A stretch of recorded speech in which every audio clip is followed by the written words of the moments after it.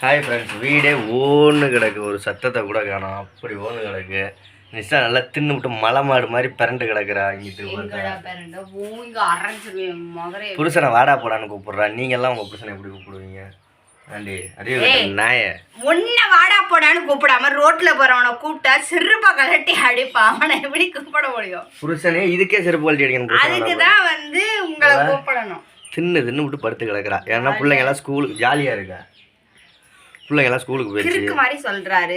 காலையில ஸ்கூலுக்கு கொண்டே விட்டு வந்தேன், வந்து பாத்திரம் கழுவி துணி துவைச்சு தண்ணி பிடிச்சி இப்ப மறுபடியும் சோறு ஆக்கி ரசம் வச்சு தொட்டுக்க பண்ணி இப்ப ஸ்கூல்ல கொண்டே கொடுத்துட்டு வந்து அதுக்கு வந்து அந்த ஆதார் நம்பர் ஏறாம மறுபடியும் போய் இப்ப நான் ஆதார் நம்பர்ல ஏத்திக்கிட்டு வந்து இப்ப மறுபடியும் வந்து பார்த்தா சோறு தின்னுட்டு மறுபடியும் பார்த்தா பாத்திரம் மறுபடியும் பாத்திரம் கழுவிக்கிட்டு பாத்திரத்தை கழுவிட்டு மறுபடியும் ஊட்ட போட்டுனா மணி 3 மணி இப்ப 4 மணிக்கு பிள்ளைங்க வந்துடும். வந்ததுக்கு அப்புறம் அதுங்க டிஃபன்லாம் வாங்கி கழுவி பிள்ளைங்க எல்லாம் பக்கத்து வீட்டுல எல்லாம் இங்கிட்டு அந்த வீடு இந்த வீடு எல்லா வீட்லயும் ஓட்டு கிடக்கும். நம்ம வீட்டுல எல்லாம் அதுலயும் பீ பீ பீ பீன்னு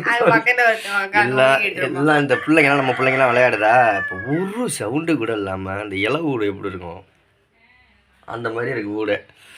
ஆமாம், ஓகே. உங்கள் வீடெல்லாம் எப்படி இருக்குன்னு சொல்லுங்கள். ஒரே பிள்ளைங்களாம் கட்டிக்கிட்டு வந்துட்டு இப்போ வந்துடுவாங்க. சாயங்காலம் 4 மணிக்கு வந்துருங்க. வந்தாலும் ஹோம்ஒர்க் எழுதணும். எங்கள் ஊரில் டான்ஸ் பார்க்க போகிறோம் நாங்கள் சாயங்காலம். டான்ஸ் ஆமாம், எங்கள் மாரியம்மன் கோயிலில் திருவிழா வைக்க போகிறாங்க. அதுக்கு டான்ஸ் வைக்க போகிறாங்க.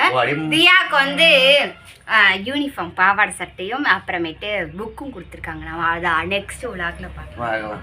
ஓகே, பாய். முனையாக இருக்குன்னு நினைக்கிறேன். படி படை